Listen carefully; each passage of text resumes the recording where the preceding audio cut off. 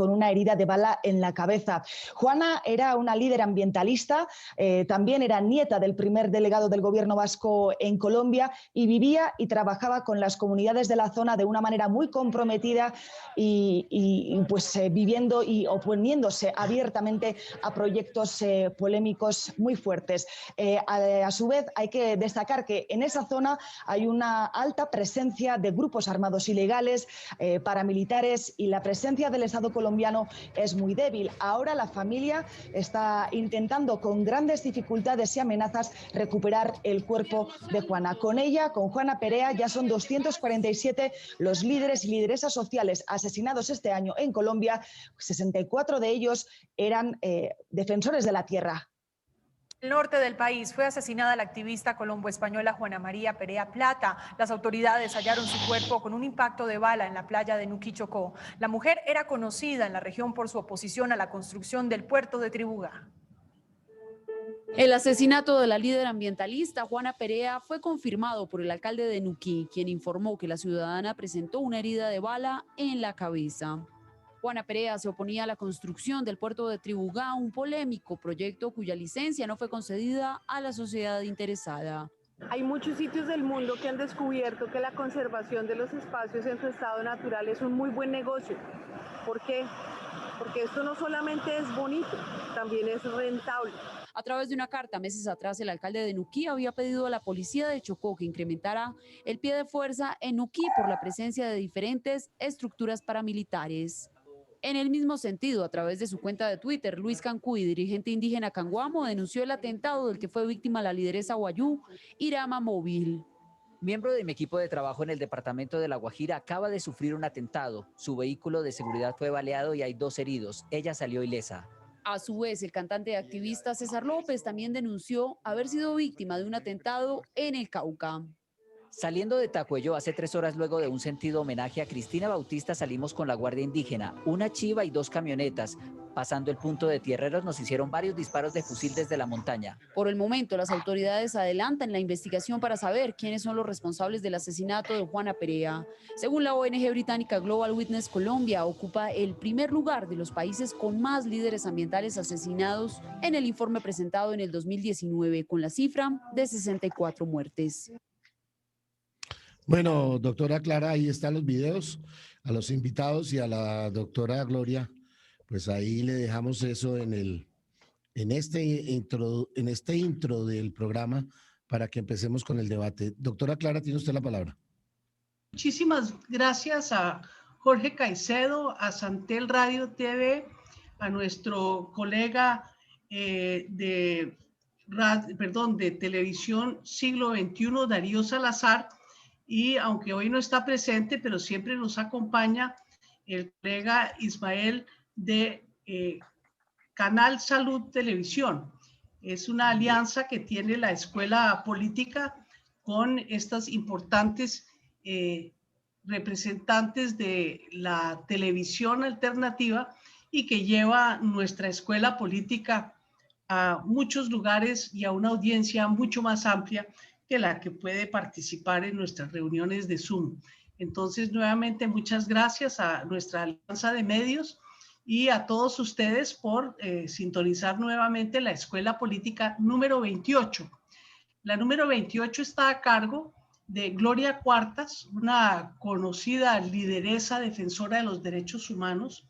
Ella es socióloga y tiene una maestría muy increíble y de verdad de mucho valor, porque ella la ha utilizado de manera extraordinaria para mostrar las heridas del territorio que ha dejado la victimización del conflicto armado. Me refiero a una maestría en geografía. Gloria ha sido alcaldesa de Apartadó y senadora de la República. Le damos la bienvenida a Gloria Cuartas, que nos va a ilustrar hoy sobre un tema de mucha actualidad, todo el tema de el asesinato de líderes y lideresas sociales y la defensa del territorio. Tiene la palabra Gloria Cuartas. Muchas gracias, doctora Clara.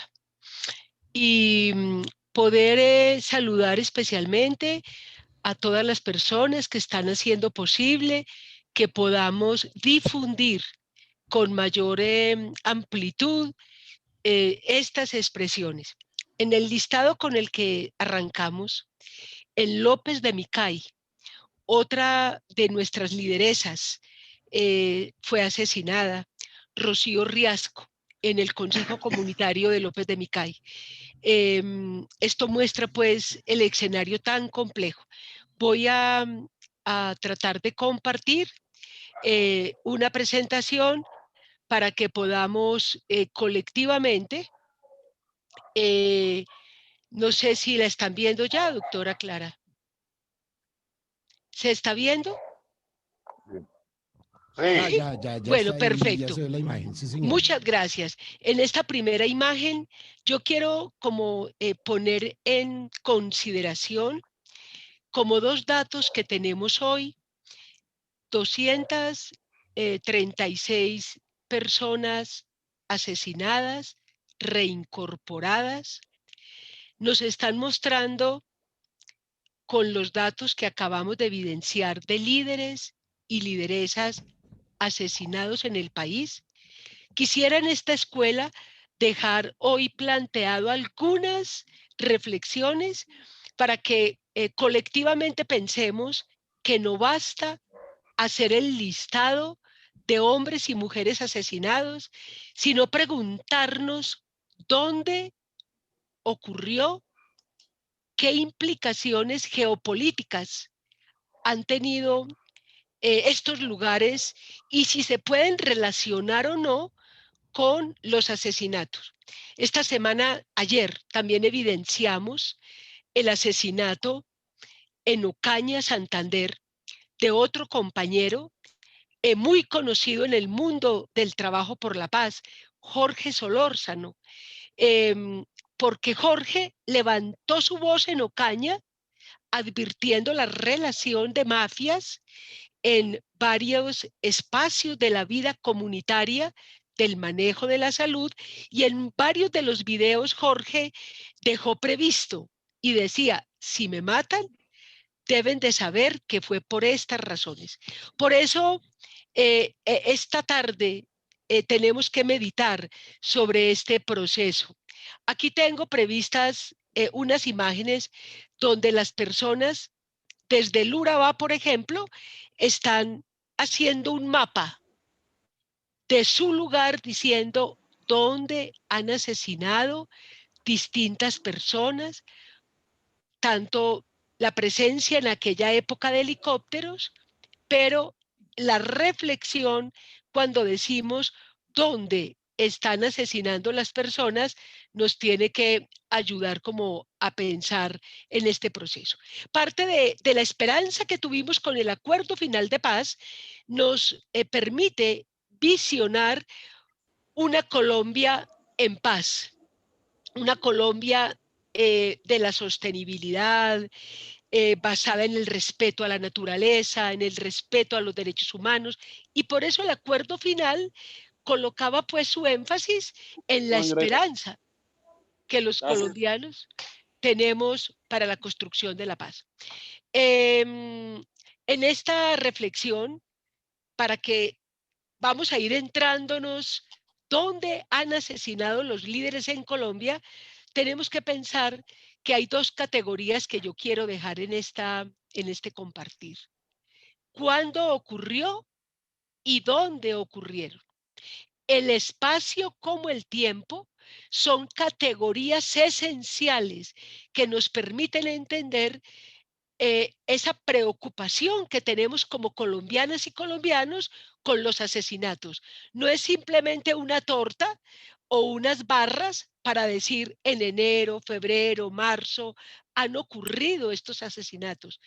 Tenemos que hacer un esfuerzo y decir en qué fecha y dónde. Eso nos va a permitir entonces preguntarnos si ese proyecto de país, esa visión nacional, democrática, esa búsqueda de una justicia, no solamente entendiendo el concepto de justicia por la legalidad que imparten los jueces, sino cómo y dónde ocurren las muertes, si esos lugares tienen justicia espacial o no. Y aquí hay unos elementos que nos quedarán como para el análisis. Yo creo que la geografía contribuye tanto con la historia a repensar desde una geohistoria dónde y cómo ocurren los asesinatos en Colombia. Una geógrafa muy importante que recientemente murió, Doreen Massey, nos está diciendo que tenemos que pensar en esos espacios que producen, por ejemplo, los defensores del acuerdo de paz, las defensoras de la restitución de tierra. Los asesinatos no ocurren en Colombia simplemente porque a alguien se le ocurrió levantarse y decir, quiero matar a una mujer en Nuquí, o matar un hombre en Ocaña, Santander, o matar un reincorporado. No, obedece porque esa producción de espacio de esa persona está generando tensión a otros intereses. Por eso decimos, el espacio es abierto, son las construcciones, las relaciones, y cuando esas relaciones entran en choque, entonces entran en un conflicto de poderes. Cada muerte, cada muerte en Colombia nos debe de llevar a pensar dónde ocurrió, cómo es ese ambiente biofísico. Es distinto esos procesos productivos y defensa territorial en el Pacífico, en el sur del país, en La Guajira, y esos ambientes biofísicos, esos ambientes construidos y esa sociedad que la habita, nos está diciendo que las muertes en Colombia están obedeciendo a otras razones más allá, y por eso tenemos que saber quién paga el asesinato de una persona, dónde ocurre y qué procesos se están desarrollando en esa región. Y esos procesos están obedeciendo a intereses, por ejemplo, del capital internacional o esa visión geopolítica en los lugares. Las muertes no ocurren, pues, en lugares neutrales. Y esa visión del territorio, cuando decimos por qué el asesinato en Nuquí y ese interés del puerto de hacerse, ¿qué tiene que ver? Si son los puertos, la explotación del petróleo, el carbón. Y aquí entendemos entonces que casi siempre cuando a uno le dicen la visión de paz con enfoque territorial, y nos tendríamos que preguntar si esa visión del territorio, la gente sigue pensando que territorio es solamente la división político-administrativa, esa división de la localidad, la división del municipio. No, el territorio es más allá de la división político-administrativa y está hablando del poder, está hablando de una gestión de dominio tanto del gobierno como de las distintas organizaciones. Cuando la gente dice que hay ausencia de Estado, ahí tenemos un problema de comprensión, porque siempre hay una presencia militar o una presencia de la policía históricamente. En estos 50 años hemos tenido distintas visiones del ejército y de la policía en los territorios, y ellos producen un poder, producen una territorialidad. Aquí tenemos una definición de Gustavo Montañez y del profesor Ovidio Delgado, que nos está diciendo que el territorio es una relación, una producción social del espacio. Y así como tenemos una verdad histórica, necesitamos una verdad geográfica, porque historia y geografía nos van a decir que los asesinatos en Colombia, tanto de reincorporados como de líderes sociales, está ocurriendo en territorios que tienen entonces un poder hay un dominio del Estado y hay una participación campesina, indígena, afro, que están defendiendo estos lugares. Estos conceptos de territorialidad y desterritorialización nos están diciendo que el asesinato de una lideresa, el asesinato de un líder, de una persona reincorporada, ¿qué está produciendo? No solamente un listado de personas asesinadas, está desterritorializando, quitando esas vidas, esos procesos de afros, de indígenas, de comunidades campesinas, de organizaciones empresariales alternativas. Y este es una lucha como de modelos económicos, el modelo hegemónico capitalista y ese modelo alternativo. Y la pregunta es, ¿podemos convivir?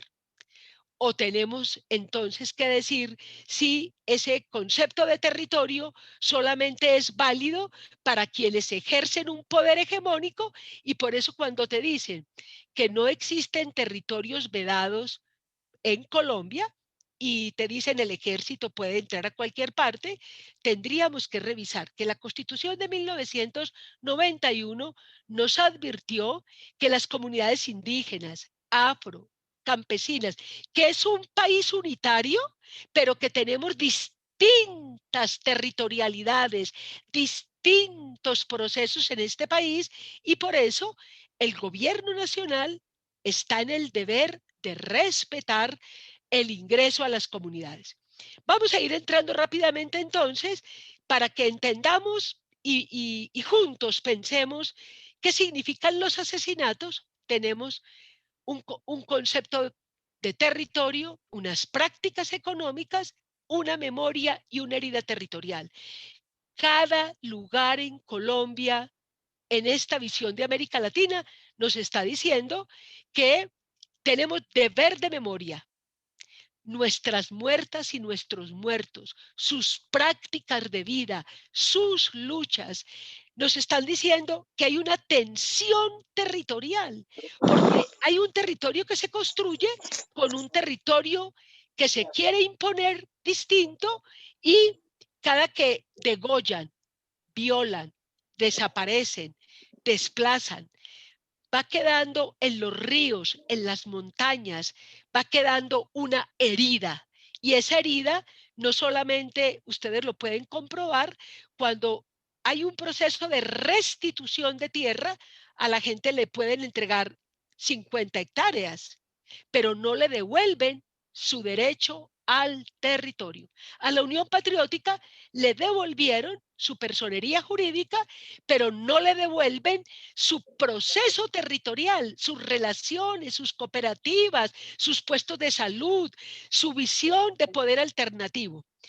Y vamos a ver una cosa muy interesante. Colombia, en una investigación que se hizo en el país, municipio por municipio, se constituyeron 75 subregiones con patrones de macrocriminalidad, porque se juntaron los datos que tenía Fiscalía, 250.000 datos que tienen tanto el informe Basta Ya como datos de la Unidad para las Víctimas. Este mapa, si ustedes quieren mirarlo más cerquita, nos va a mostrar unos listados. Y, por ejemplo, si uno pudiera observar, de Urabá a La Guajira se forma un corredor. Toda la parte más roja que ustedes ven tiene unos números, y esos números tienen municipios. Se conformaron en los 1.121 municipios de Colombia, se levantaron todos los datos municipio por municipio y nos dan 75 subregiones. Este mapa es un mapa que todavía Colombia no acepta, porque si aceptamos este mapa, tanto el Instituto Geográfico Agustín Codazzi como el Alto Consejero para la Paz o el gobierno Duque tendría que mirar cómo las zonas PEDET o los NAR, los nuevos asentamientos de reincorporación, o las zonas futuro, porque el gobierno Duque ve zonas futuro. El acuerdo de paz habló de PEDET, aunque aparentemente están en el territorio, tienen comportamientos y proyectos distintos. Aquí, cada zona, estamos viendo, se cruzaron especialmente los datos que nos muestra la unidad para las víctimas. Por eso este mapa tiene un subregistro. ¿Qué quiere decir?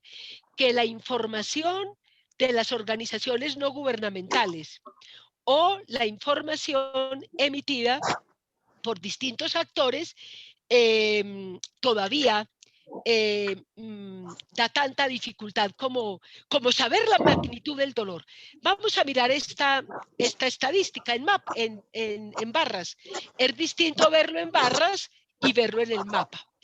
Aquí sabemos que del 24 de noviembre del 2016 al 2020 vamos a mirar año por año cuántos hombres y cuántas mujeres han sido asesinados en Colombia.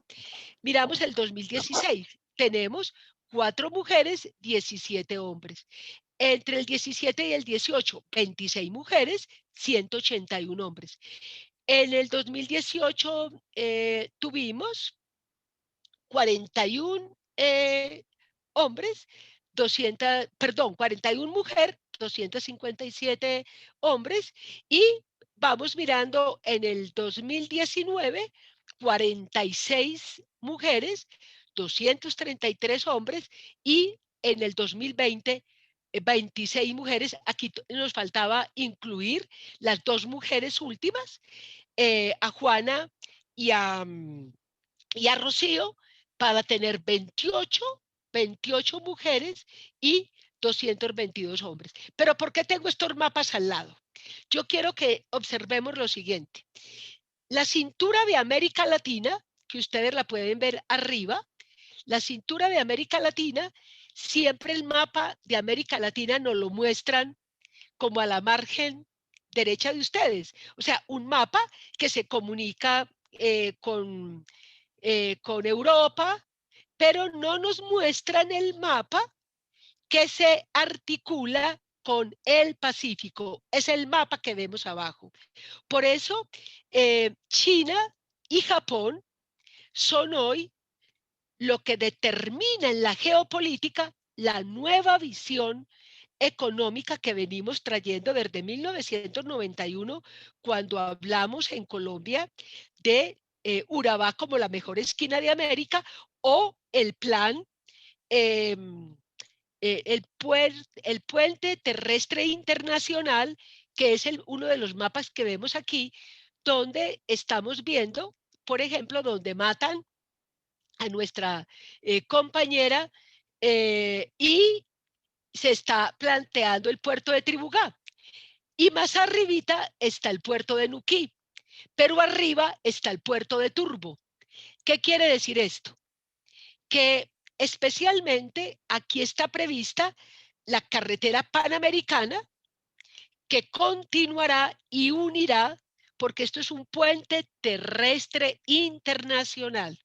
Y cuando vemos el Pacífico, estamos viendo los megapuertos, los megaproyectos, tanto en Buenaventura como en Nuquí, en todo el Chocó. Hay 2 puertos previstos en el Chocó, 3 puertos previstos en el Urabá, ya empezó uno, y a pesar de que en este mapa, por ejemplo, está prevista la carretera, el Tribugá sigue siendo una tensión del poder político. Y lo que quiero explicar con este mapa es que tenemos que comprender la relación de la economía y las muertes de los líderes sociales, porque hasta tanto los defensores de derechos humanos, los sectores políticos, tanto de todos los partidos, nosotros como proceso alternativo, tenemos que visualizar que necesitamos una economía que se base en el respeto a los derechos humanos, y que este mapa, que nos enseñen en las escuelas y en los colegios a comprender estas relaciones. Aquí, por ejemplo, estamos viendo cómo los asesinatos, toda esta línea roja que ustedes están observando en América Latina, a pesar de que nos muestran más la relación al frente, tenemos que entender que esta cintura del Pacífico, aquí solamente estamos colocando en el círculo a Colombia y los 36 personas asesinadas o las 247 líderes y lideresas asesinados. Pero nos tendríamos que preguntar qué proyectos estaban defendiendo, en qué lugares de la economía política y económica del país están. Aquí al frente, estos datos podemos ver, por ejemplo, cómo el exterminio de la Unión Patriótica, aquí están, hoy estamos alarmados con las cifras que tenemos, 70 masacres en el 2020, tendrían que tenernos alarmadas a las organizaciones defensoras de derechos humanos, a los activistas por la paz, a los actores políticos, y pensarnos cómo no podemos ver que se repita el exterminio de la UP. Aquí, solamente en el Urabá, estamos viendo dato por dato de municipio, qué proyecto económico fue eliminado, pero qué significa el Golfo de Urabá en esta mejor esquina. ¿Qué significa? Une los proyectos económicos del Pacífico con los proyectos económicos de toda la costa atlántica, y esto no es una relación solamente como de uno decir que el lugar es lo único que determina el asesinato. No, eso sería un determinismo geográfico. No, lo que estoy diciendo es que cada muerte en Colombia le tenemos que pedir a Fiscalía, a Ministerio del Interior, al Ministerio de la Defensa, al Gobierno Nacional, que nos produzca mapas para que veamos en simultaneidad la violencia política y qué tipo de megaproyectos o licencias se están entregando en ese lugar. ¿Cuál es la territorialidad en disputa?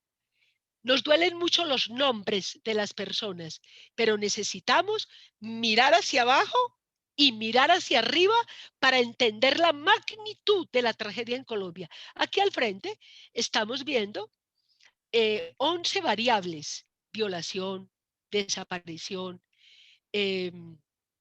desplazamiento, la concentración de tierra en esta región del Urabá, y entender que los crímenes de los defensores de tierras en el Urabá que han ocurrido desde el 2016 a la fecha obedece a la disputa.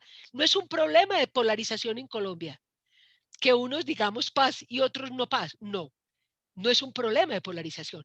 Es un problema de que el acuerdo de paz quería develar la concentración de la tierra, la no participación política, el no derecho a la participación de sectores alternativos, la exclusión, la marginalidad, los intereses geoestratégicos sobre el territorio nacional y plantearnos una economía distinta en Colombia. Entonces, de los 236 reincorporados, son 24 mujeres que creyeron en la paz. Este es un dato gravísimo ahora que están en la peregrinación en Bogotá y están haciendo esfuerzos para pedirle al gobierno nacional, que tampoco lo recibió, puso una comisión de gobierno a que lo recibiera. No estuvo tampoco el presidente, como tampoco estuvo con la minga para decirle: presidente, creemos en la paz. La doctora Clara, por ejemplo, siendo ministra, y yo tuve la oportunidad de trabajar con ella, le entregó todo su equipo del ministerio a pensar un país con generación de ingreso, con protección de los beds para las personas reincorporadas. Visionó una oportunidad laboral distinta, pero con los cambios de gobierno y con la pérdida del referendo, pero también con los asesinatos, hemos avanzado en estas muertes. Voy a decir simplemente cómo algo también está en retroceso en este país. Estamos cumpliendo 20 años de la resolución 1325 de Naciones Unidas del Consejo de Seguridad, que le advirtió a todos los países del mundo que proteger la vida de las mujeres como constructoras de paz, como defensoras de paz, tenía que permitir al mundo un cambio estratégico a partir de esta resolución. La resolución 1325 entonces tuvo otras resoluciones de antecedentes que le dijeron al mundo que sin las mujeres no es posible la construcción de la paz. ¿Y qué buscaba esta resolución? La prevención, la protección, la participación y el socorro. Y tener un cambio que fuera más dinámico, para que no solamente dijéramos que tenemos más mujeres trabajando en las misiones de Naciones Unidas, o que tenemos más una comisión que hizo posible la Comisión de Género con la negociación de las FARC, o que tenemos más mujeres en el gobierno. No, hay un retroceso impresionante, y es lo que están diciendo las distintas mujeres que hoy están haciendo parte con la Corporación Humanas. Es una de las organizaciones en Colombia que está aglutinando activistas políticas, a organizaciones de las mujeres, a organizaciones políticas, a hombres y mujeres, para que le exijamos al gobierno Duque en las alcaldías municipales. Nosotros, como parte de Todos Somos Colombia, tenemos la obligación ética y moral de levantar estas cartografías y saber dónde están ocurriendo los crímenes, a quién están afectando, y decirle a los alcaldes, decirle a los gobernadores, que cuando estamos hablando de la resolución 1325 que se hace en el 2000, es para que esto que ustedes están viendo en este mapa no ocurra en Arauca, no ocurra en Putumayo, en la Amazonía, en el centro del país, que tenemos que leer los asesinatos de líderes y lideresas, de reincorporados, con una visión de la economía, mapas hablantes, cruzar megaproyectos, asesinatos, y preguntarnos si nosotros queremos un desarrollo a sangre y fuego, si queremos lo que ha pasado con Juana Perea en Nuquí, cuando levanta su voz, y aquí lo vemos en este bordito, aquí está más abajito, vamos a encontrar aquí parte del proyecto. Estoy señalando cerca al 1 que ustedes ven en el Chocó, donde Juana Perea está gritando: no, no hagan el puerto de Tribugá, porque ese puerto, igual que el de Nuquí con la carretera, entrará a transformar de una manera para el cambio climático, para la protección de los animales, para nuestra calidad de vida. Y está diciendo, pensémonos en un desarrollo distinto. Este mapa está previsto desde Virgilio Barco, que empieza a materializar este puente terrestre internacional. Y traigo este ejemplo para advertir que el asesinato de líderes en Colombia, yo creo que Juana, desde hace muchos años, estaba clamando para que repensemos nuevos futuros económicos. Aquí está, por ejemplo, y Magdalena Medio. No solamente el asesinato que uno pueda tener de líderes y lideresas, de activistas, de campesinos en el Magdalena Medio. Aquí podemos presenciar en círculos morados los puertos que se van a hacer en el Magdalena Medio. Entonces, si no miramos geografía e historia, tiempo y lugar, para que comprendamos esta magnitud, va a ser muy difícil. Aquí, por ejemplo, en Barranca Bermeja, vamos a poder ver, por ejemplo, unos colores rosados claros en San Vicente de Chucurí. Esto es un ejemplo. Podemos ver la gente desplazada, la población que sale y se va a otros territorios, pero también podemos ver con otro color morado la gente que está saliendo de Barranca Bermeja. Yo les voy a permitir que ustedes puedan usar estos mapas para que comprendamos que el asesinato lo tenemos que ver relacionado con el cuidado ambiental, con la defensa de los acuerdos de paz, con la defensa de la tierra. Aquí, por ejemplo, estamos viendo, este mapa es construido con las mujeres de Barranca Bermeja, donde ellas están, aquí están los muertos sobre el río Magdalena. Es muy difícil hacer una cartografía del río, pero sí es muy fácil decir qué lugares donde se rescataron las personas asesinadas. Y por eso los líderes sociales en el 2020 no los podemos ver desarticulados de los últimos 20 años en Colombia, donde ha venido toda una lucha de una transformación política y económica, y después del acuerdo de paz podemos verlo con mayor magnitud.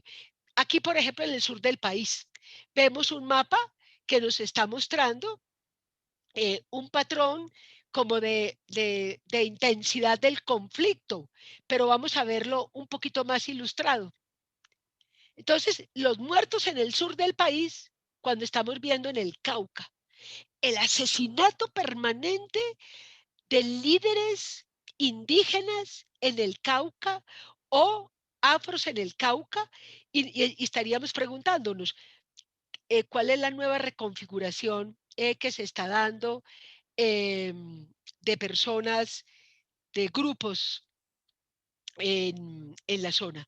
Tengo otros mapas, pero no quiero molestar tanto colocando tanto mapa, pero están los mapas, por ejemplo, donde están hoy día las personas, lo que se llaman, bueno, el ELN, que permanece en la región, permanece en todo el país, pero lo que llaman los nuevos grupos de presión armados en las zonas, lo que llaman las águilas negras o nuevos grupos paramilitares que realmente yo creo que son grupos que permanecen con nuevos nombres en la región.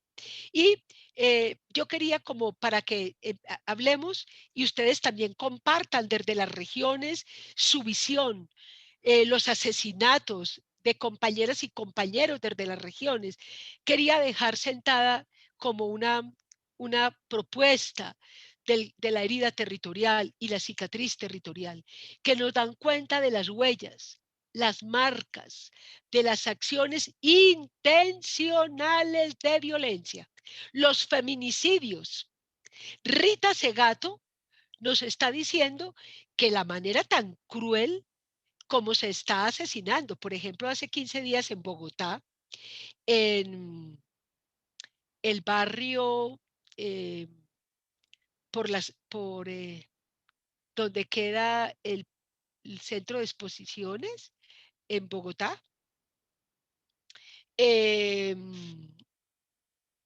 un joven drogado descuartiza a su mamá y la guarda en la nevera en Bogotá, pero también asistimos a escenas con un hacha de descuartizar hemos visto asesinar mujeres, pero también heridas casi irrecuperables o con ácido que se están haciendo. Entonces, si cogemos las estadísticas de violencia sexual, de asesinatos de líderes, de lideresas, de feminicidios, los datos de cómo las personas están yendo cada día más a presentar sus registros en las comisarías de familia, podríamos construir nuestros mapas barriales, locales, municipales, y cruzamos asesinatos, presencia institucional, presencia de policía y de ejército, megaproyectos. Por eso no es simplemente un dato frío. Los datos tienen género, tienen clase, tienen etnia, tienen pasado, tienen historia, y fueron usadas armas diferenciales que hicieron daños que se registran de forma desigual en los cuerpos de hombres y mujeres. Cada herida de una persona reincorporada, de líder o lideresa, está dejando una herida emocional, material, simbólica, física en el cuerpo de las personas. Yo tengo un problema para hablar de resiliencia. La palabra resiliencia viene de la física. La física coge un cuerpo, lo aprieta, lo desfigura, lo lanza y ese cuerpo recupera la forma. Hagamos el ejercicio con una bola de plástico. La cogemos, la arrugamos, la tiramos y a los segundos vuelve. En física, ese concepto de resiliencia fue tomado por psicólogos para hablar de que los seres humanos tenemos capacidad de sobresalir y de enfrentarnos en la vida a los conflictos. Yo, Gloria Cuartas, o usted que me está viendo, la doctora Clara, que fue testiga presencial de muertes de amigas y amigos en la Unión Patriótica, podemos seguir hablando, podemos reírnos, podemos volver a hacer proyectos económicos, volver a nuestra tierra, pero queda una herida en el alma, en la construcción de la democracia, en los lugares. Niñas y niños advierten que no quieren volver a sus lugares porque el río, los árboles, la tierra, esos paisajes donde asesinaron a sus seres queridos, donde hoy asesinan a reincorporados, a defensores de la tierra, tenemos que trabajar colectivamente desde este espacio de nuestra escuela, Todos Somos Colombia, o desde la gente que sin partido nos está viendo a través de esta transmisión, entender que tenemos que plantearnos qué tipo de reparación tiene que tener la naturaleza. Así como pedimos que haya una reparación para las víctimas, que haya justicia, que haya no repetición, que haya derecho a la verdad, que se busquen los desaparecidos, tenemos que trabajar para que haya una reparación integral a la naturaleza. No somos sociedad aparte y naturaleza aparte, somos una unidad. Por eso hay un trauma en nuestro ecosistema. Es tan difícil el retorno, es tan difícil que nos podamos entender como partidos políticos, como organizaciones sociales, porque hay heridas en la palabra, hay herida en nuestros comportamientos, hay heridas muy fuertes en nuestra manera de relacionarnos.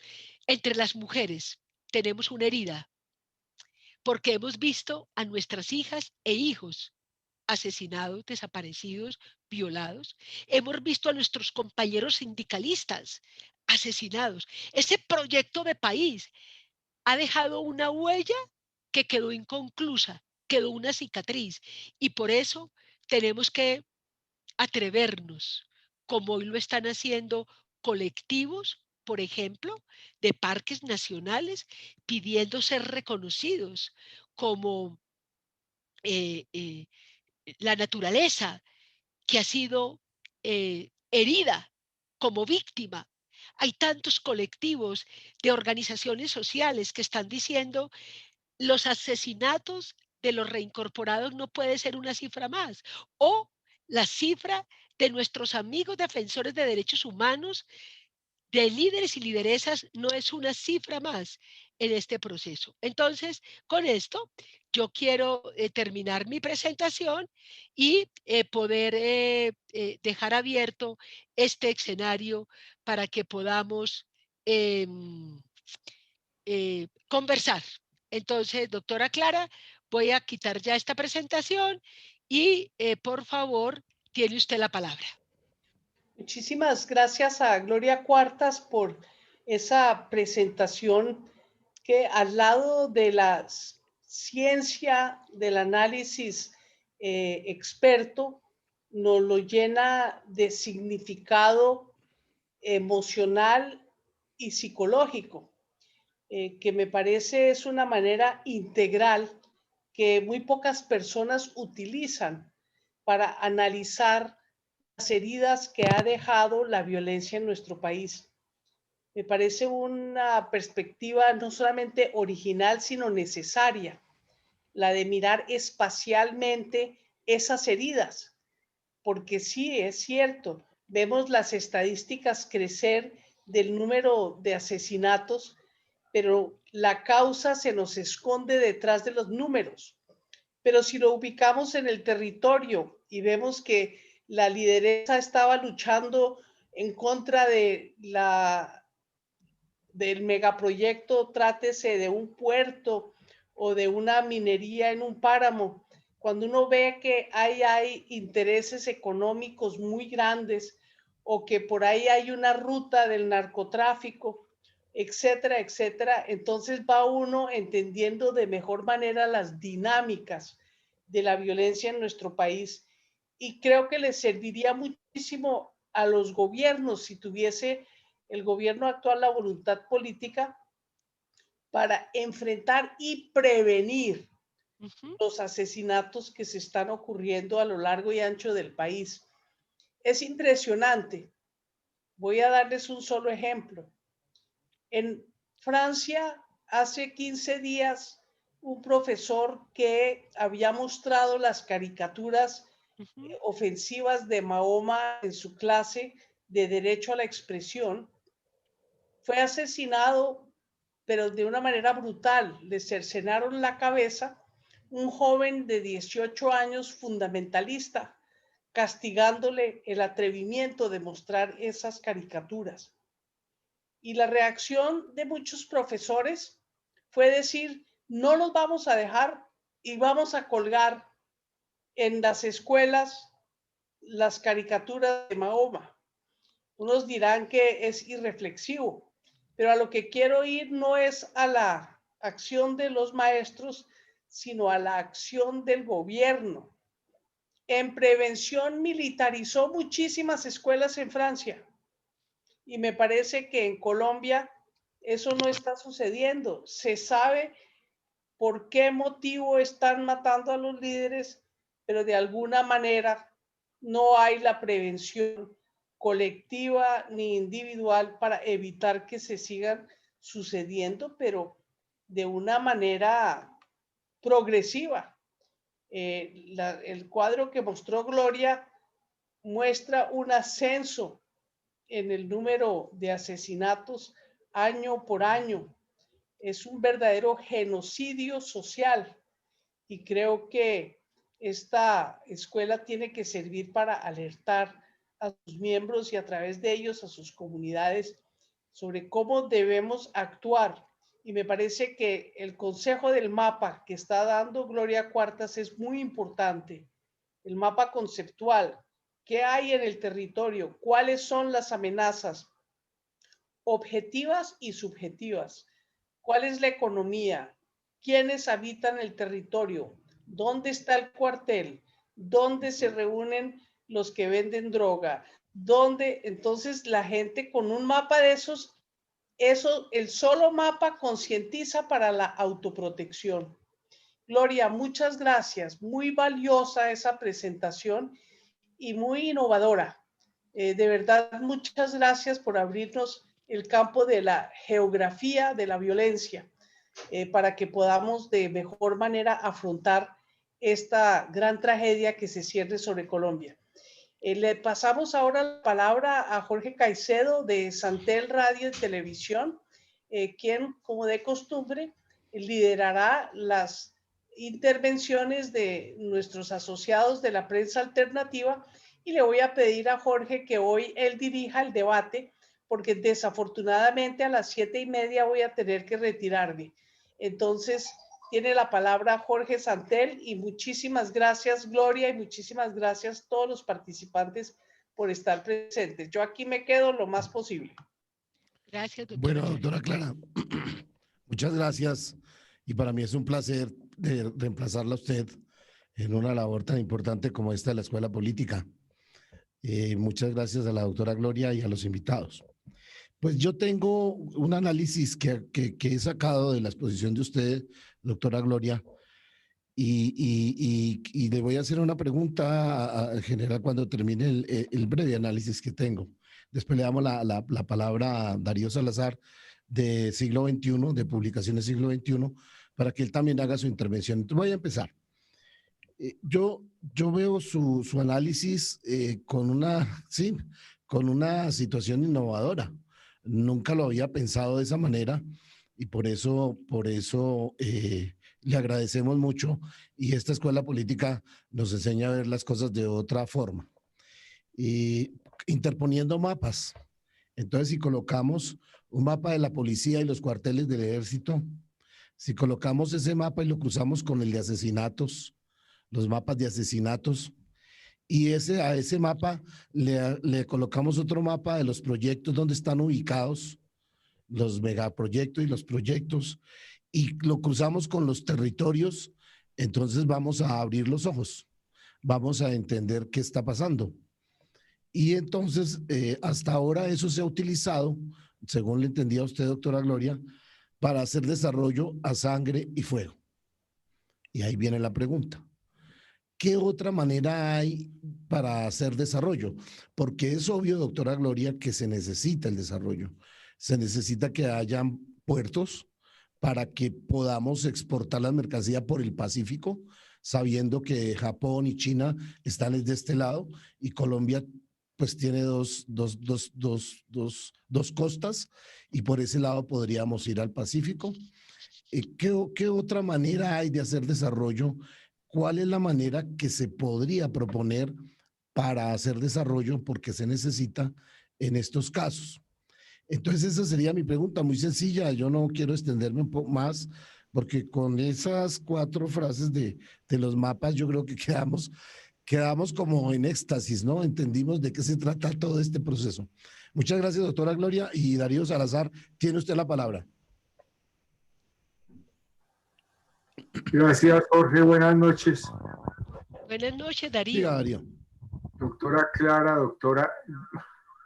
doctora Gloria, un placer que esté compartiendo esta escuela política en un tema en el cual ha hecho pedagogía hoy a través de la georreferenciación de la muerte, por llamarlo así.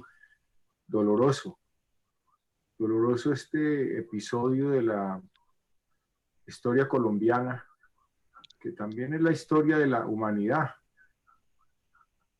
Creo que reflejamos de muchas maneras un elemento que todavía está, no sé si en la genética, yo preferiría pensar que no en la genética, pero es que si la vida es sagrada, partiendo de ese principio constitucional, además que es el principio de todo, que solamente a partir de ella es que podemos ser como sujetos, podemos ser semilla, podemos ser historia.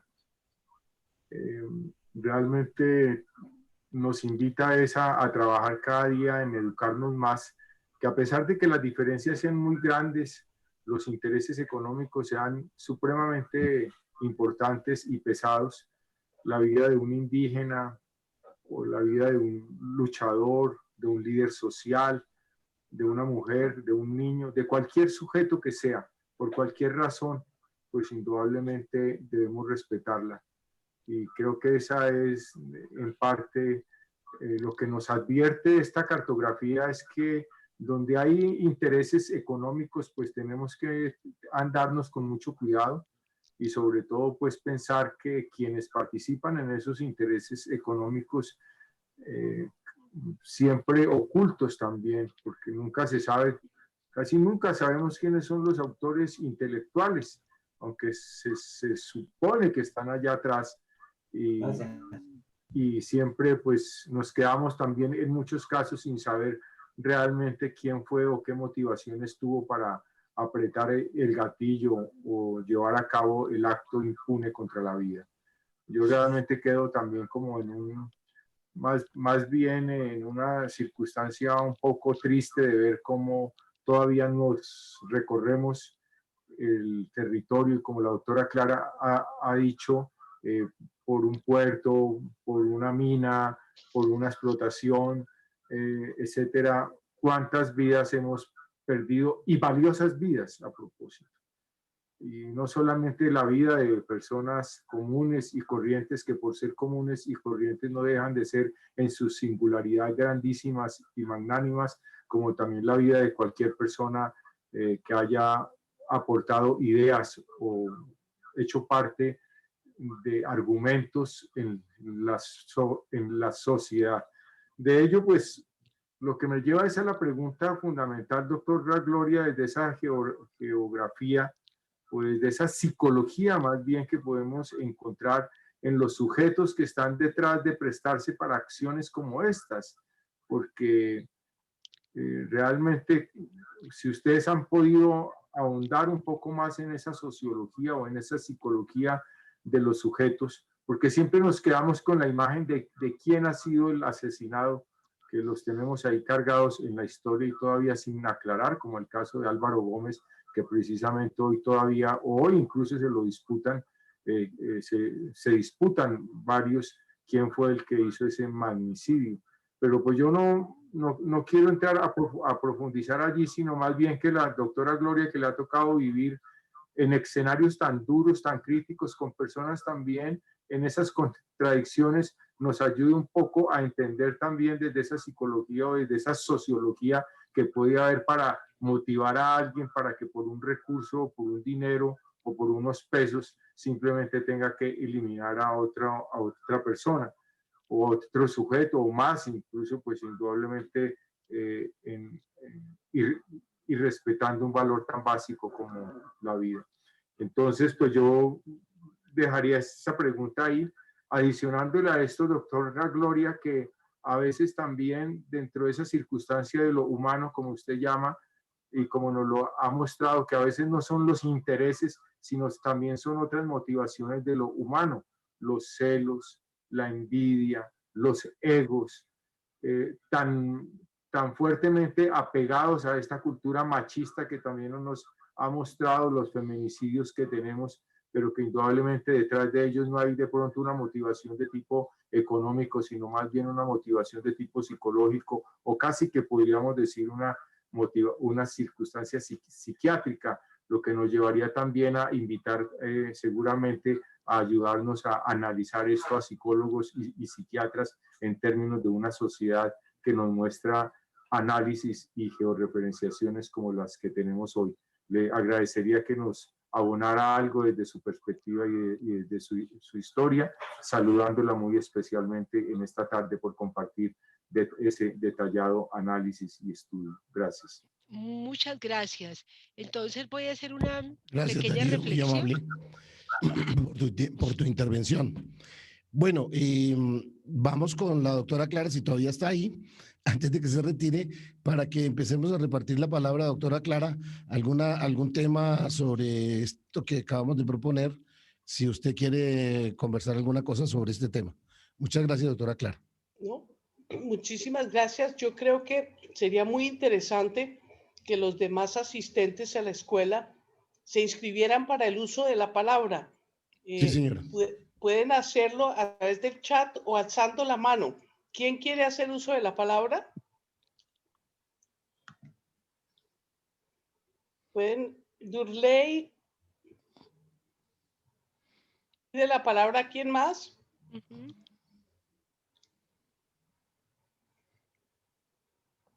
¿Quién más quiere pedir la palabra? Entonces hay dos palabras, Durley Colombia y Marcenio Madero. Bueno, Vayan, primero por favor, poniendo en el chat la solicitud. También William Ariza pide la palabra. Yo quiero hacer una mención especial de William Ariza porque él es defensor de los derechos humanos en el municipio de Soacha y como tanto líder social ha recibido amenazas. Está obviamente preocupado porque ha llegado a sus manos uno de los panfletos que señalan con nombre propio a los líderes que están defendiendo a la comunidad y desafortunadamente William pues ha caído en el ojo de quienes están haciendo amenazas contra defensores de derechos humanos, que mañana desde luego vamos a hablar personalmente sobre el tema, pero William Ariza también ha pedido la palabra. Entonces tiene la palabra Durley, después Marcenio, después William y por favor sigan solicitando la palabra a través del chat o alzando la mano para que el compañero Jorge Caicedo, quien va a liderar el resto de la sesión, de la palabra para que posteriormente Gloria Cuartas conteste las inquietudes y haga las conclusiones. Les recuerdo a quienes se inscriben que son intervenciones muy cortas para que alcancen a intervenir todos. Muchas gracias. Gracias. Bueno, Ley, siga. Buenas noches para todos y para todas. Buenas noches. Doctora Clara, doctora Gloria. Mi pregunta es para la doctora Gloria. Como desde el 86 fue que comenzó el exterminio de la Unión Patriótica, no me acuerdo. Acá en Bogotá también se vivió, en Ciudad Bolívar se vivió muchísimo ese exterminio. ¿Qué reflexión frente a lo que está pasando ahorita nos deja ese exterminio de líderes en ese momento, militantes de la Unión Patriótica? ¿Qué tan parecido podemos ver a lo que está pasando ahorita? Y el por qué, habiendo ya pasado casi más de 30 años, retrocedimos tanto. Porque hemos permitido que en el poder se acentúen y se ejerzan solamente unos grupos políticos y grupos económicos que por medio de la violencia han hecho también sus fortunas, se han extendido en las tierras de este país y han generado el mayor caos de desplazamiento durante todos estos años acá en el país. Entonces, ¿qué reflexión nos deja esto? Ustedes como líderes y más como conocedores de los procesos desde que comenzó este tema de exterminio. Gracias. Gracias.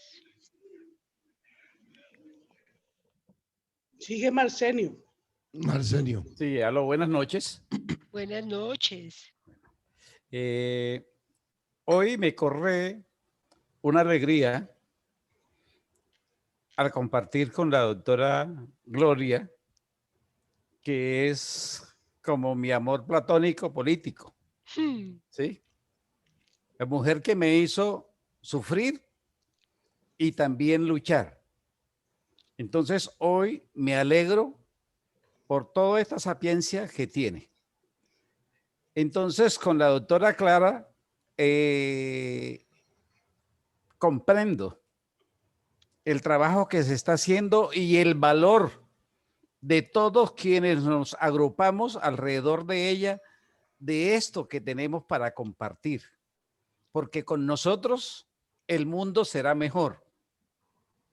La pregunta que tengo ante esta exposición, si este conocimiento se comparte en algún círculo, porque yo sé que en otros medios no lo vamos a no lo van a compartir. Este es un saber que se hace necesario extenderlos, es decir, como la exposición por todos los puertos, por todas las carreteras, por todas las vías, para que sea de conocimiento general, desde el más elemental hasta el mayor profesional. Entonces nosotros necesitamos personas como usted y quisiera saber, porque henchido de la alegría, el saber lo que ustedes saben y lo que usted sabe, escuchar a la doctora Clara con sus cosas, ya, con sus puntos y con sus charlas, y cada uno de los que nos acompaña también han hecho su aporte en las preguntas, etcétera. Entonces, doctora, es si realmente este conocimiento se está multiplicando. Muchísimas gracias, Marcenio. Ahora le damos la palabra a William Isa y se prepara Elizabeth Cortés. Compañero, muy buenas noches. Doctora Clarita, muy buenas noches. Doctora Gloria, muy buenas noches. Buenas noches. Me acuerdo que los dos nos distinguimos en la Casa Amarilla. Joaquín Camelo me la presentó con la doctora Gloria, con la doctora Clarita. Entonces, pues les digo buenas noches a ustedes, pero creo que lo que vamos a tener nosotros no es buenas noches. En el municipio de Soacha, voy a hablar porque de pronto uno habla cuando está herido y esto afortunadamente queda grabado, pero en el municipio de Soacha está pasando algo raro. Tenemos un alcalde que no le interesa para nada el proyecto de ley 885, donde se crean los consejos nacionales de paz.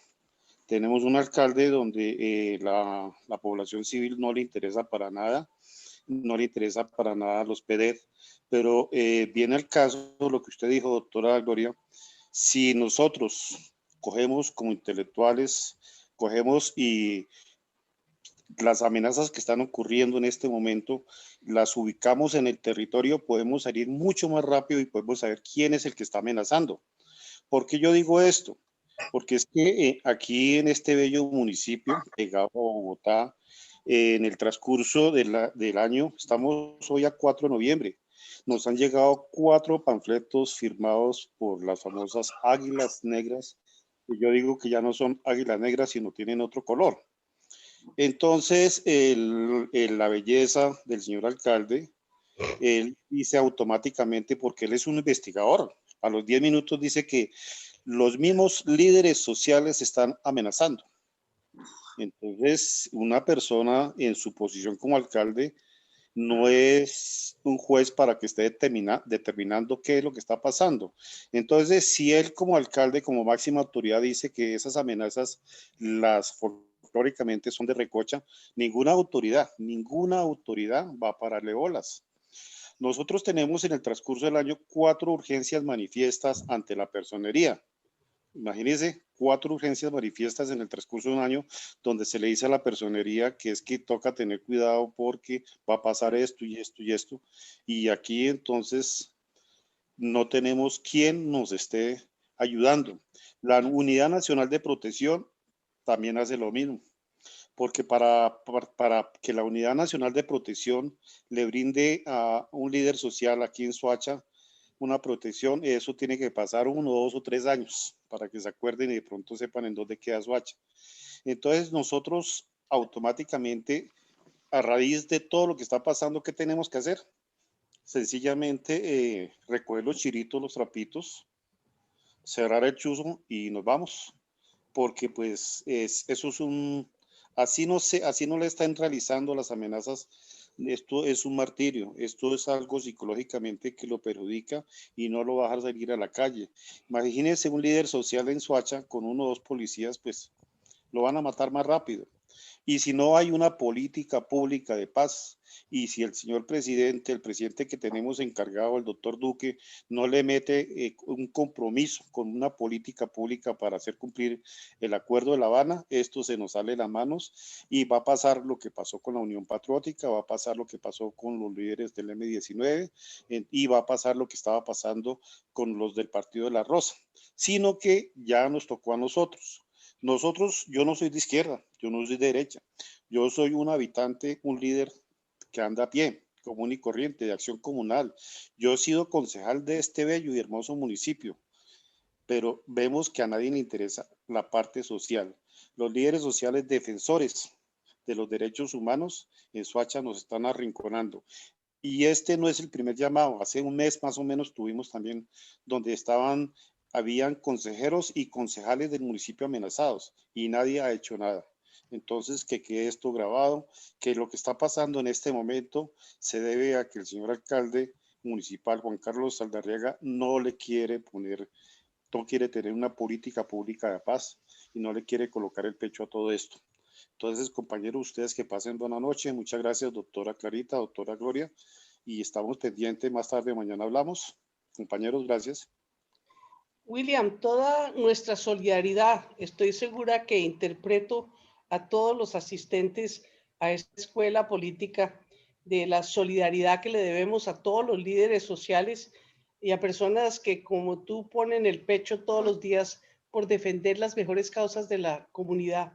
Desde luego que si mañana temprano nos ponemos en comunicación a ver cómo podemos colaborar. Y tiene la palabra Elizabeth Cortés y se prepara Héctor Guzmán. Bueno, buenas noches, doctora Clarita. Querida Gloria, desde luego lo primero es un reconocimiento.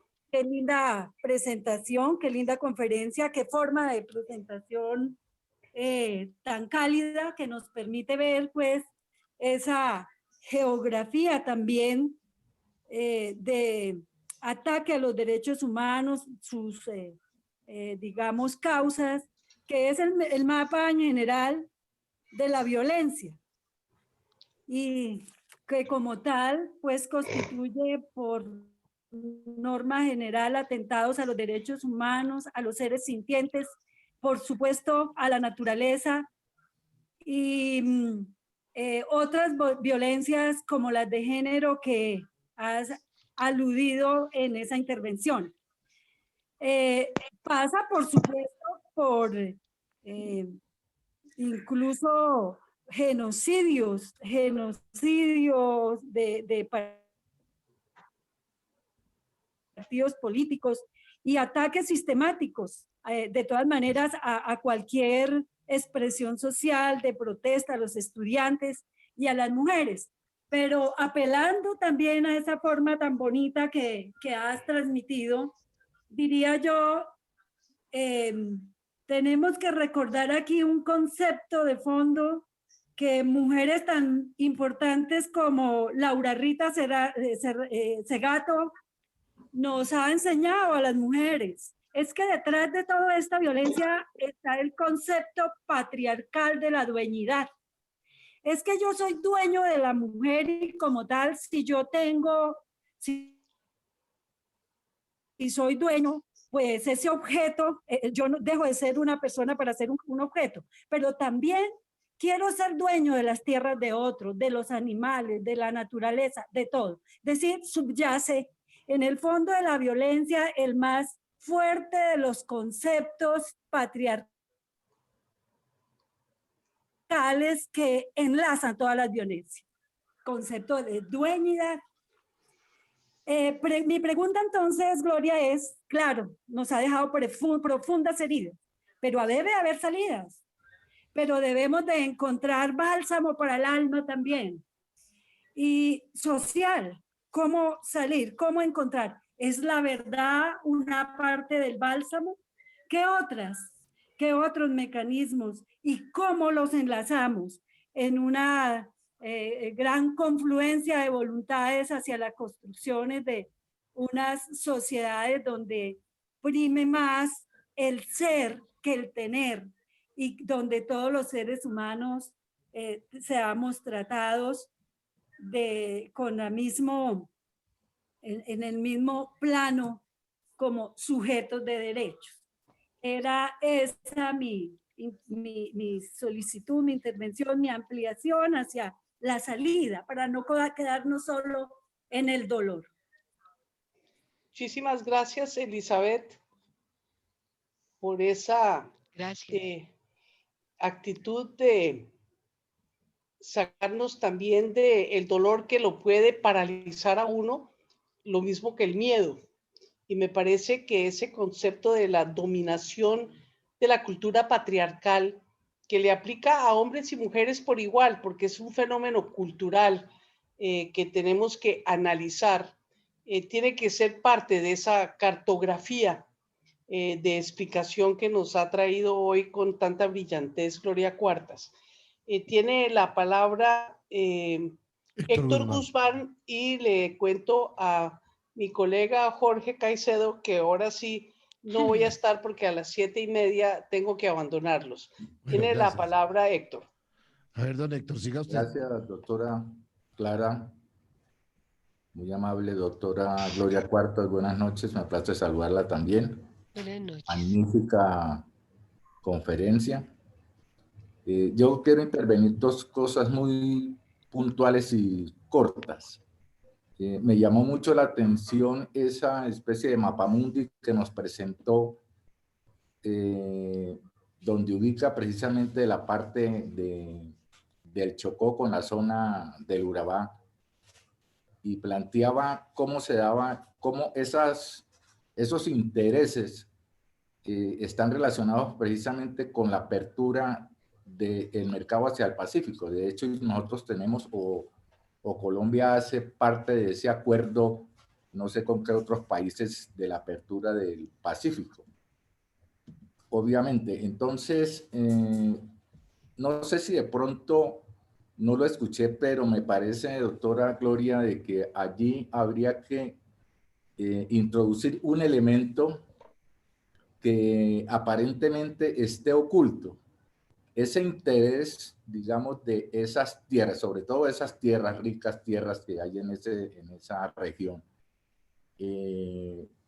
pues son muy apetecidas, sobre todo por sus recursos naturales, y obviamente las personas o los grupos que están asesinando, desplazando y despojando,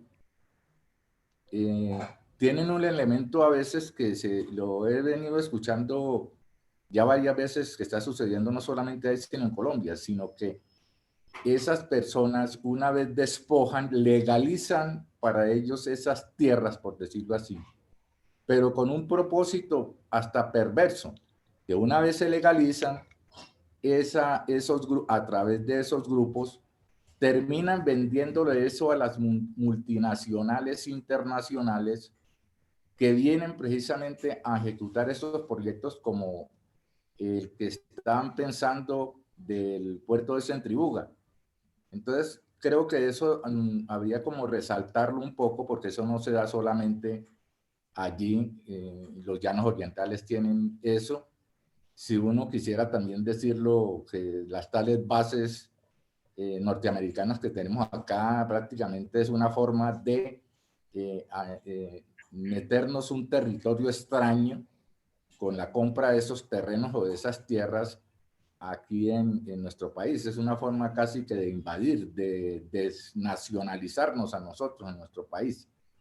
Ese es un elemento pues que me gustaría pues escuchar de usted alguna opinión al respecto. Y con relación ya a la cuestión de las amenazas y lo que ya se conoce como genocidio, que es lo que está pasando definitivamente, no sé si usted tiene alguna opinión sobre la comunidad internacional, específicamente de que no le escucho yo a la comunidad internacional como que un llamamiento o una posición más contundente hacia el gobierno de turno, o sea, el gobierno de Duque, en el sentido de ser más contundente en un llamado para que se pare este genocidio, para que se le llame la atención, o en cierta medida hasta aislar o desconocer un gobierno de esta calaña que tenemos en estos momentos. Me parece, en mi opinión, de que están muy timoratos y a veces uno pudiera decirte que hay como un silencio cómplice ante la comunidad internacional sobre lo que está sucediendo aquí en nuestro país. Eso era todo, doctora Gloria y doctora Clara. Muchas gracias. Muchas gracias. Bueno, gracias, Héctor, por su intervención desde el punto de vista de sus inquietudes sobre la apertura del Pacífico y sobre la solicitud suya a la intervención internacional sobre el genocidio que se está ocurriendo en el país y que sugiere usted que hay una actitud cómplice, en este caso, con el gobierno para que actúe.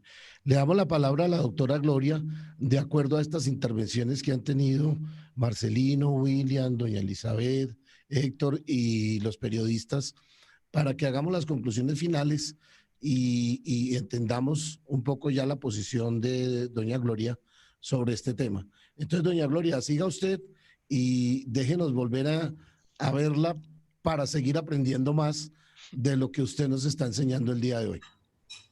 Bueno, yo creo que primero gracias por todas las intervenciones.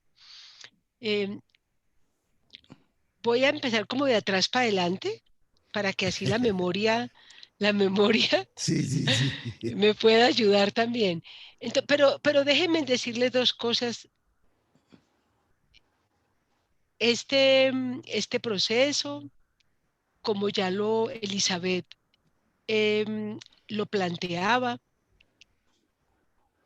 la geografía nos permite comprender la transformación de los lugares. Recordemos que en Colombia se abolió la geografía y la historia en la enseñanza básica. Ese es un primer problema que tenemos, porque casi siempre entendemos la geografía como el nombre de las ciudades, de los ríos, esa parte física, biofísica. Y la geografía es la invitación a comprender la transformación de los lugares y cómo los capitales nacionales y transnacionales van modificando la vida de las ciudades, la vida de la ruralidad, que lo rural y lo urbano van en unidad. Donde hay una geografía de la guerra, existe una geografía de la esperanza.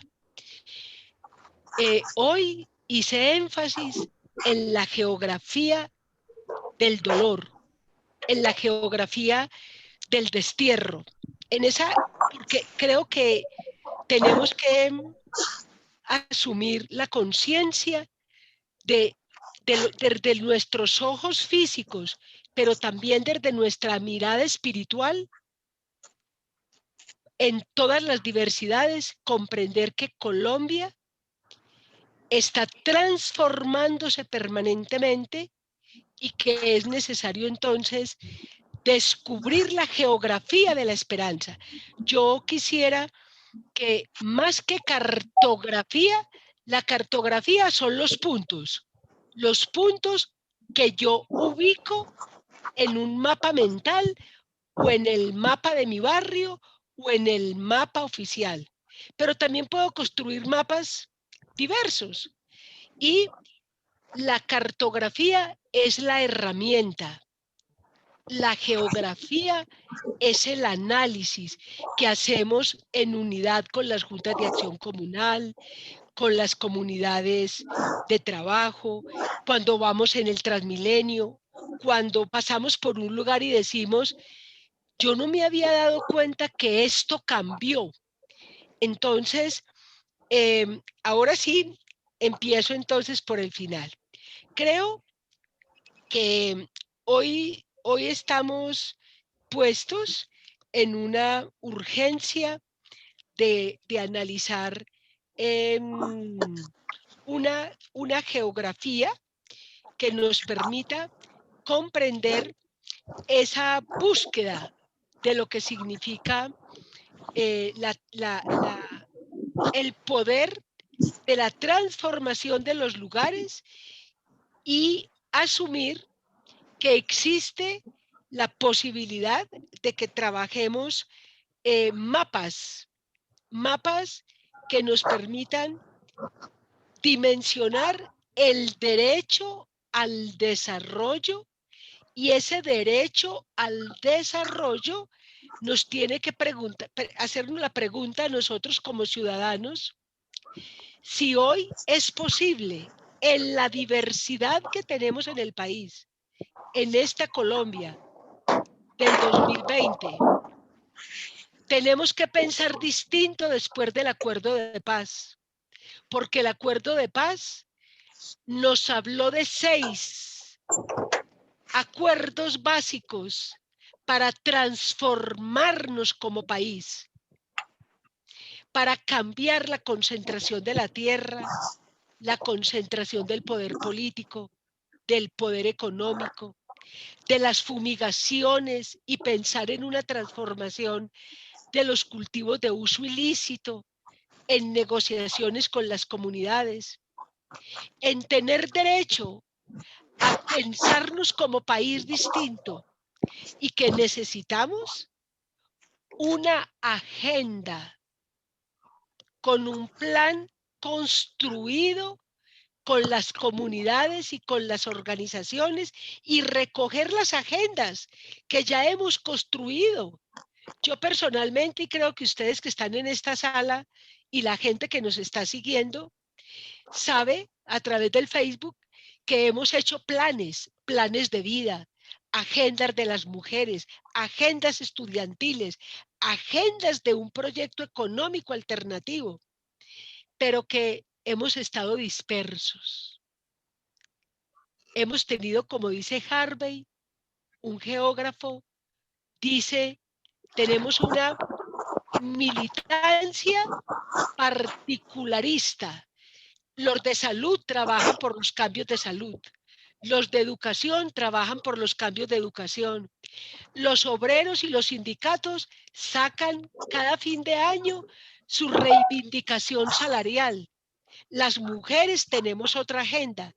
Entonces, la educación política nos está obligando ante el genocidio a pensar en que los movimientos alternativos, las distintas expresiones políticas, las comunidades, hay que construir un mandato y decirle a los líderes políticos que tienen que escuchar esa verdad comunitaria que está planteando un cambio del país a partir de nuevos acuerdos y que no esté basado como en el poder personal, en los egos, en que la unidad pero conmigo, la unidad pero a partir de lo que yo diga. No, la gravedad de la situación de Colombia, el genocidio, el momento de concentración de todos los poderes. Estamos frente a un gobierno fascista. El gobierno de Duque con Uribe y lo que ellos representan, de los grupos económicos, del capital transnacional, de la derecha mundial. Están ellos organizados en un megaproyecto, mientras nosotros estamos defendiendo cada uno un pedacito de ese proceso que, como bien lo planteaba, como decía Héctor, por ejemplo, que yo puse el mapa porque a nosotros no nos enseñan a mirar el mapa mirando el Pacífico hacia la China. Nos enseñan el mapa de América Latina mirando hacia Europa. Y necesitamos cambiar esa lógica porque los mapas representan poderes y tenemos que, ellos no nos hablan, nosotros tenemos que hacerlos hablar, obligarlos a hablar y preguntarnos cómo las corporaciones de desarrollo regional están definiendo el futuro con las licencias, mientras las comunidades están peleando por un poquito del presupuesto municipal o un poquito del presupuesto departamental, mientras los ciudadanos peleamos por las regalías y no vigilamos a los que se las roban y no hacemos la geografía del robo de las regalías. ¿Para qué eran los recursos que se robaron en salud? ¿Dónde se iban a aplicar? ¿Dónde? El lugar importa. El lugar en el debate político importa. Y no puede existir un control a los recursos sin tener una ubicación hacia dónde se iban a invertir los recursos. Entonces, el que tengamos una visión geoestratégica el Pacífico, sí es importante los puertos, son importantes las vías de comunicación, es importante el desarrollo, pero la pregunta es, ¿cuál desarrollo queremos? ¿Y cómo no puede hacerse un desarrollo desconociendo las consultas previas, entregando información sincera?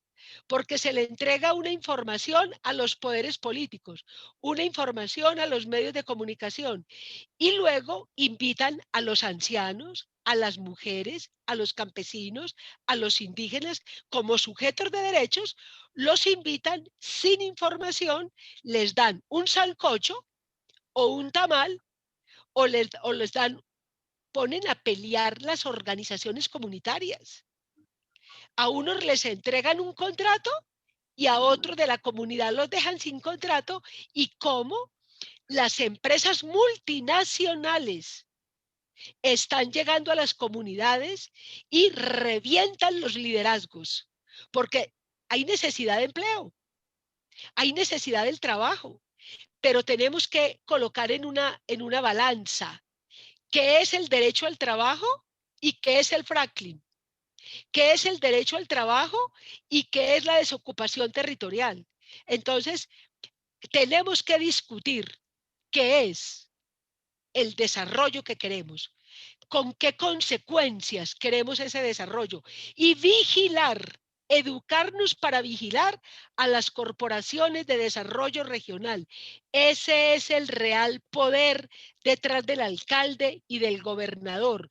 Nosotros peleamos por nombrar alcaldes, mientras el poder económico nombra a los directores de las corporaciones de desarrollo regional, que es donde se está concentrando los poderes políticos y económicos.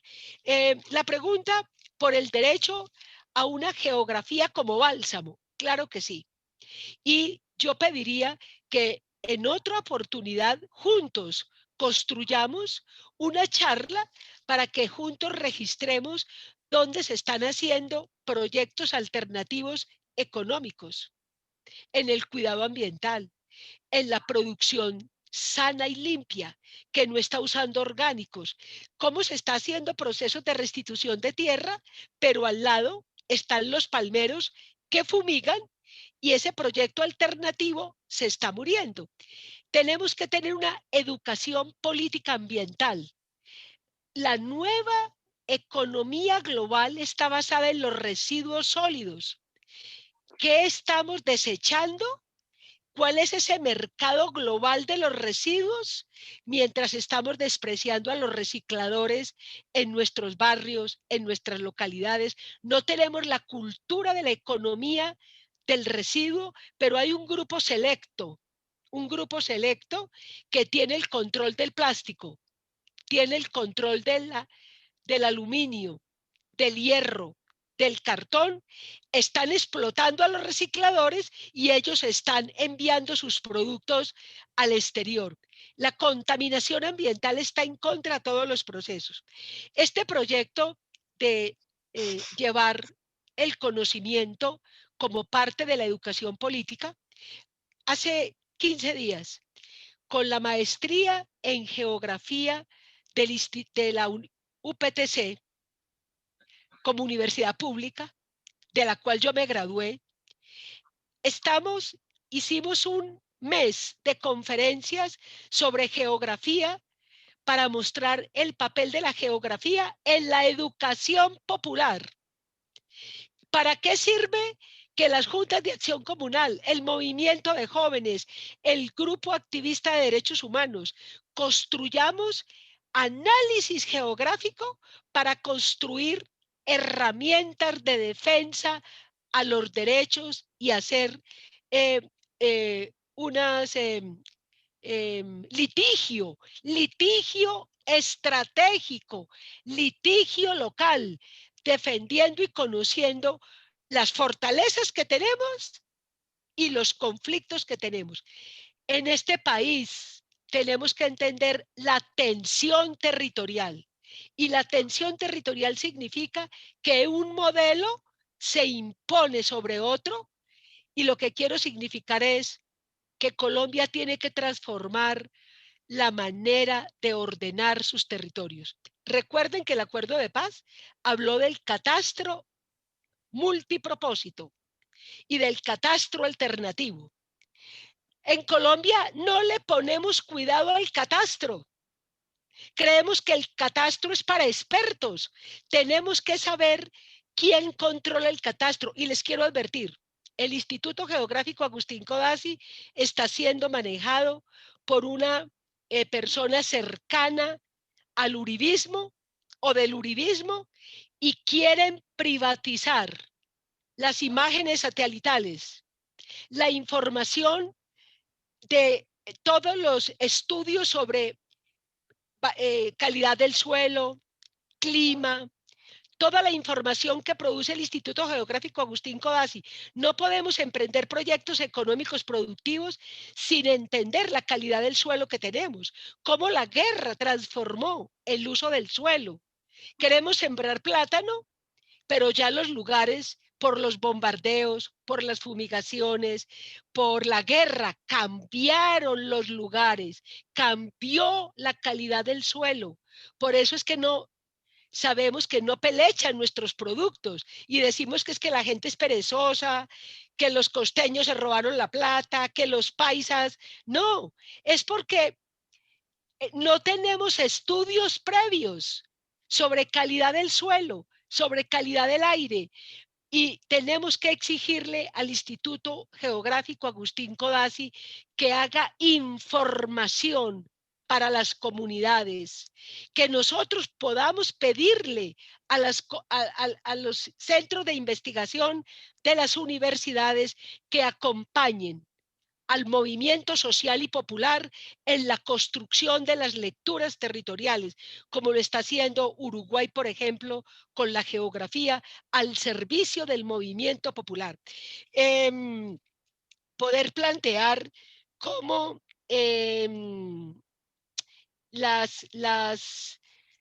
lo que planteaban de el poder que tiene el deber de hacer de la geografía ese proceso articulador como parte de esa generación de activistas, de luchadores, de organizaciones, y entender que este no es un privilegio para un sector especial, que aquí tenemos que estar trabajando con mucha más fuerza para encontrar entonces un trabajo mucho más dedicado a la paz. Lo que contaron de Soacha es gravísimo. Los consejos territoriales de paz es una obligación del alcalde, una obligación, no es si quiere. Y por eso los ciudadanos podemos tener acciones populares, plebiscitos, hacer movilizaciones, exigiéndole al alcalde que desarrolle el acuerdo de paz, porque es un derecho de los ciudadanos. No es que a partir del 2 de octubre perdimos el derecho a la paz. El alcalde tiene el deber de materializar un plan de vida para la paz. Y me pongo como al lado de William para ofrecerle mi compañía y poder, si quiere que lo acompañe, y con la doctora Clara, a acciones en Soacha, acciones, porque en todas las alcaldías es una obligación que el Consejo Territorial de Paz funcione, que en la mesa de víctimas municipal conozca el presupuesto desagregado para la paz, y que entendamos que el gobierno Duque utiliza las zonas futuro y habla de paz con legalidad. Esa no es la paz de los acuerdos de paz, porque los acuerdos de paz plantean una transformación con enfoque territorial que va más allá de la división del municipio para transformar condiciones y tenencia de la tierra y abrir el abanico de las condiciones de vida.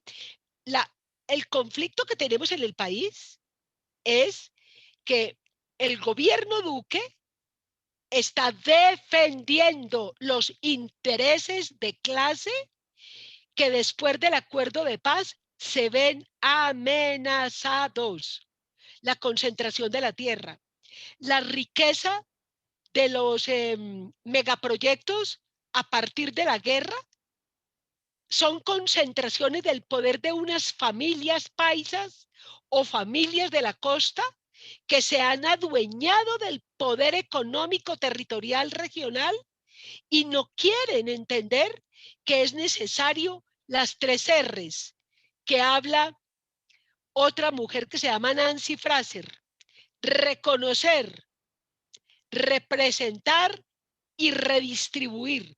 Reconocer que estamos frente a un acuerdo de paz que necesita discutir los problemas de concentración del poder económico y político en nuestros territorios, que no basta la representación en el Consejo o de los distintos comités a través de los consejos territoriales de paz, que necesitamos redistribuir oportunidades, redistribuir esa concentración que se ha tenido.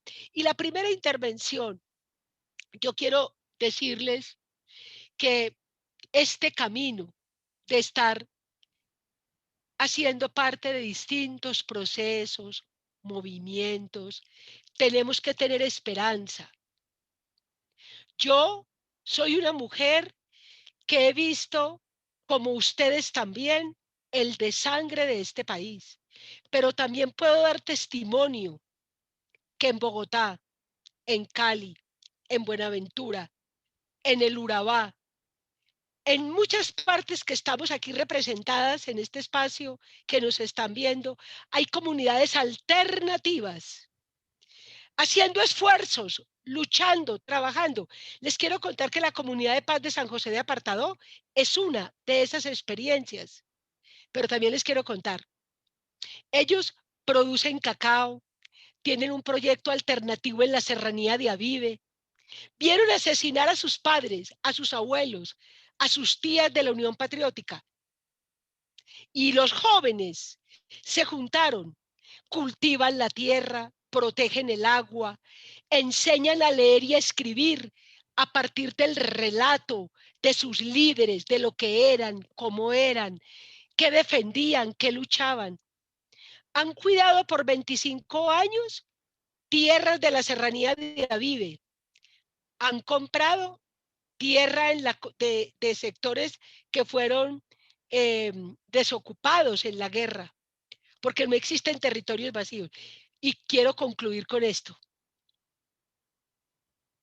Los grupos paramilitares que están en la parte superior, en Nueva Antioquia, una vereda que colinda, de Turbo, que colinda con San José de Apartadó, que es un corregimiento, los grupos paramilitares han controlado juntas de acción comunal y han llevado a esos líderes a perseguir, a revictimizar a los miembros de la comunidad de paz.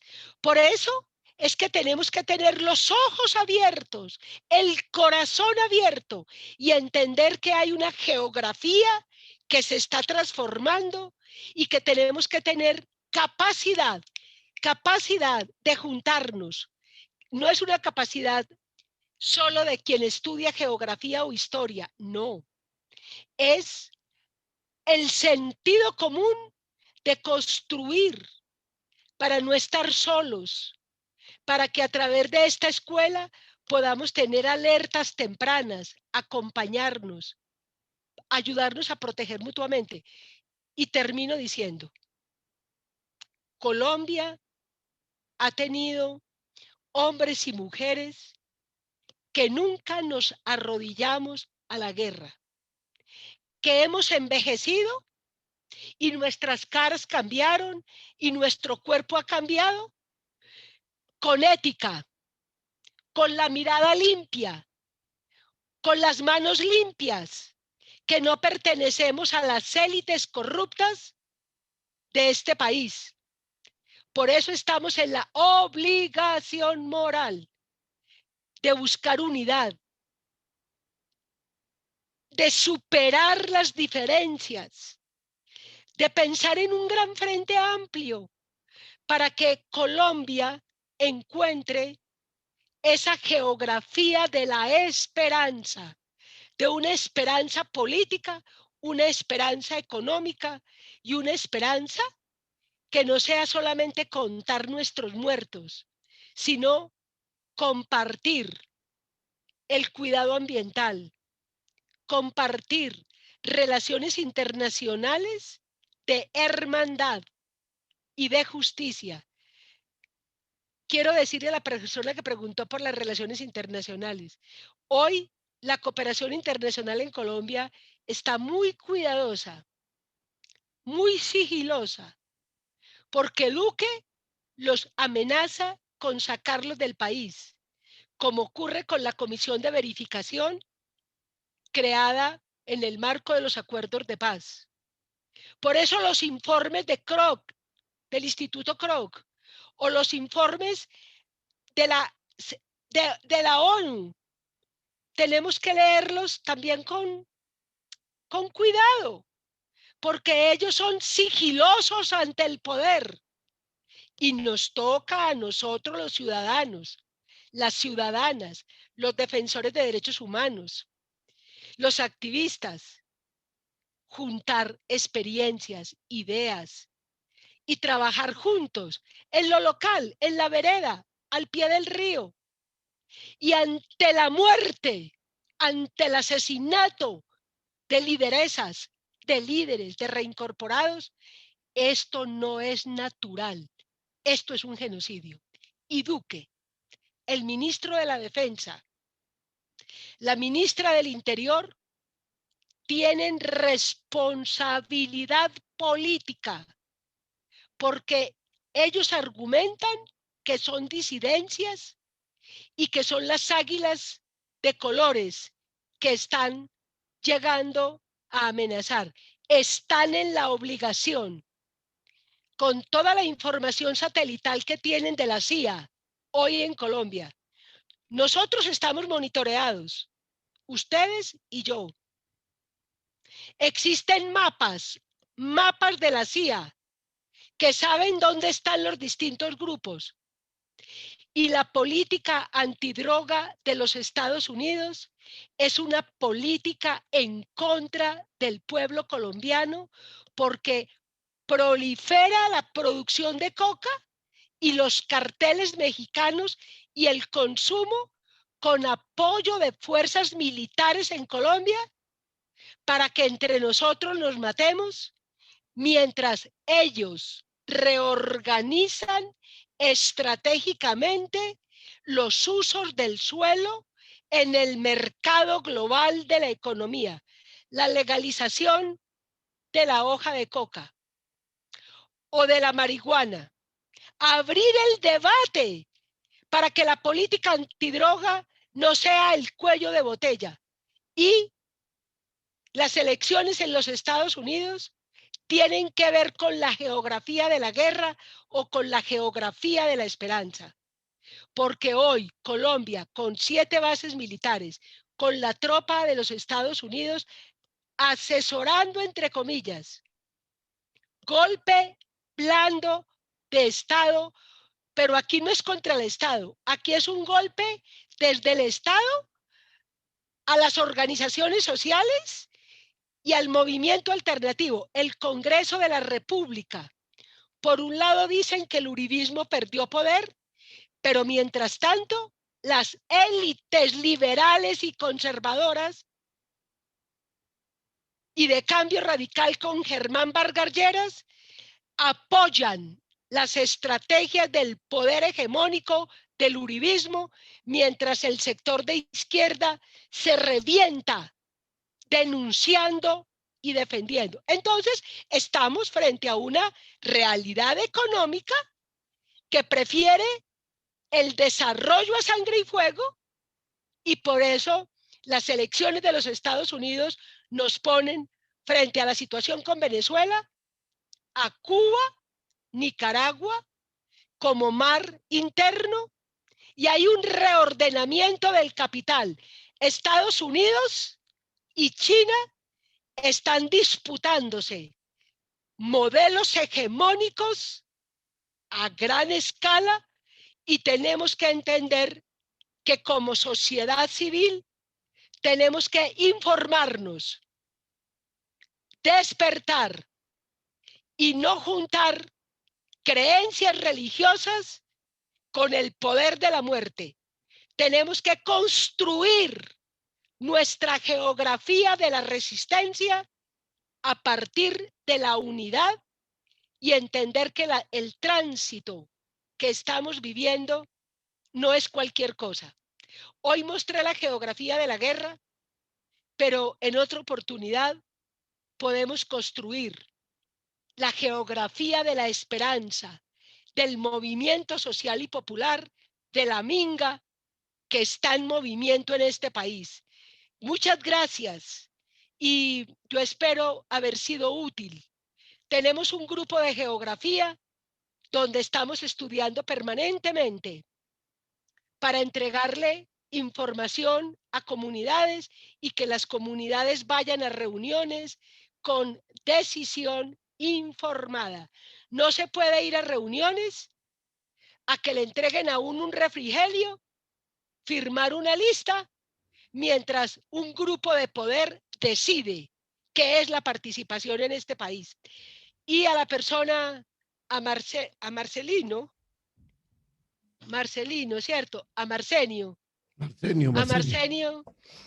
decirle que le agradezco su mirada cariñosa conmigo, porque yo también estoy reconstruyéndome como mujer y estoy reconstruyéndome permanentemente ante el dolor emocional que yo he transmitido a veces, pero que fundamentalmente quiero decirles que el papel de un ser político es entregar verdad, justicia y estar al lado de las víctimas para reconstruir ese proceso de país. Muchas gracias. Bueno, Gloria, muchas gracias. La verdad que uno la oye a usted y se emociona de su visión. Todo ese análisis que usted hace y que nos regala nos permiten mirar y tener otra visión de país. Lo que sí queda claro es que desde su punto de vista y el que nos quiere dejar es la unidad de las fuerzas alternativas, porque hay un megaproyecto que usted dice que defiende cierta parte de la derecha, el gobierno de Duque, Uribe, y que defienden esos intereses y que básicamente la izquierda y la oposición lo defienden individuales, que hay que sumar esas agendas, unir esas agendas para tener un proyecto único que se pueda incluir. Muchas gracias, Gloria, y a todos los participantes de esta escuela, a Marcenio, a doña Elizabeth, a William, a todos por haber estado acá, y los esperamos dentro de 8 días en otra agenda de política para que la podamos seguir aprendiendo y estudiando. Muchas gracias a todos. Muy amables. Gracias.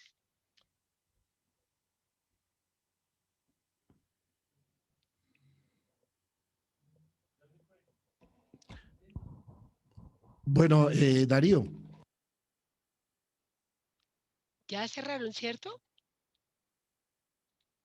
¿O sigue la transmisión?